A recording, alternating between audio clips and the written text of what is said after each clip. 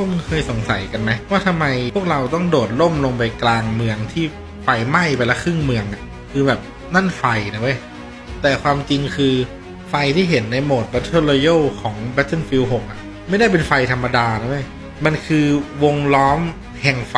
หรือไฟสตอร์มถูกออกแบบให้แทนพายุพลังงานความร้อนแบบมหาศาลอะจากอาวุธทดลองของฝ่ายศัตรูที่หลุดการควบคุมหรือควบคุมไม่ได้แล้วอะและกำลังเผาทุกอย่างรอบนอกแผนที่เว้ยนั่นแปลว่าเมืองข้างในคือโซนปลอดภัยสุดท้ายอะ